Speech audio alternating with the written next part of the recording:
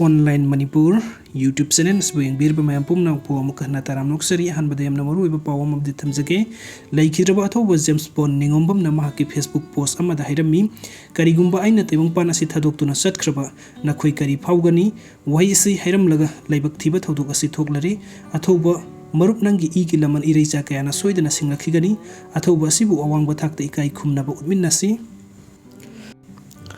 aduga mathangi update asna JC against cookie singna tamthina hatok pikraba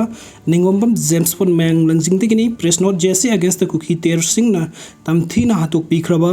ningombam James Bond mang langjingna sintuna hayeng tang 13 tang taragani thoi 2023 nongmaijing nimit ki ayuk pung tarama thoi taba matamda mang langjing community hall da miyam ki oiba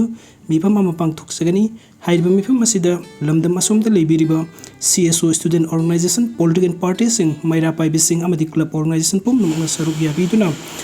misi asi ke matangda makhata ba kari khongjang sathagadabage haibagi matangda khannagadaba mifam asida matam sana lengbirektuna saruk yabinaba paujenjeri loinana press media gi sil inausing khuding makna mifam sigi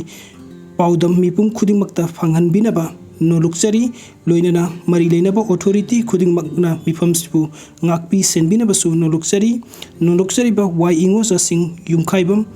imosa sing convener kadang bon gi thodokta senaba mioi amata lemna tharoi chief minister kadang mundanga si khulngakpa ama leikidaba gi thodok awang bathakta kandem tawi senaba amata lemna tharoi chapsana thabuk paikhat kani thodok adu karam na thokibano khangdokna ba thi humba gi thabuk chathaba hukre manipur ra amuk hana tangdu leitaba purakna bai koi punna hona minasi haina chief minister nongthongbam biren na phungdokre wafam asi babu parada leiba CM secretary tangasi lakadori bano ba sahi 2024 gi January tha dagi hoduna leingakna miyam gi damakta paikhat kadaba yaifa thorang singi tongan ba scheme sing lauthoktuna pangthokiba pawbi mpham amada chief minister na phungdokibani leingak ki minister sing amadi MLA sing yauna tongan ba maru oiba miyoi sing kayana saruk yaduna pangthokiba pawbi mpham aduda chief minister n biren na hai ngasi wangan bada kadang banda khulngak pumyoi ama nongmaina panduna leikidaba gi thodok awang bathakta yaningde masida senaba pumnamak lemna tharoi chapsana thabuk paikhat kani thodok asi karamna thokibano haibadu khangdokna ba thi humba gi thabuk chathakibasu leire anoba sahina lakpada state asida amuk hanna tangdu leita purakna ba ikoi khuding makna amata oina hotna minasi haina appeal tawki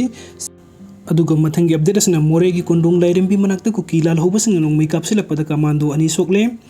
yumthangnariba Myanmar da hojik thokli belenga kamasung lal hob ani gi lan maram moiraga moreda sentora kiba khunja sing pina ho naringai kuki kulai paiba sing nong makeup silakpada commando personal ani soka pan nangkre pausin hai ngasi yumthangnariba Myanmar da lal hoba PTF amasung mahakat satminariba singa Myanmar army ga kanba mongda khutthoknaki maduna maram oiraga Myanmar da sahi kaya khunda leita duna leirakiba meitai sing mafam aduda leiba kibadagi moreda sentorakibani hairi more tamna sentorakiba meitai sing adu more gate number 2 manakta leiba Assam Rifles ki kangbuna ahanba oina mateng pirba matung moreda hojik ki station tawduna leiriba Manipuri police commando singa loinana more gi kondong lairimbi manakta leiba ki location P post thamnaba puduna lakpagi lambida ngasi nungthin pung ani ki minute tram ngarom taba matamda ti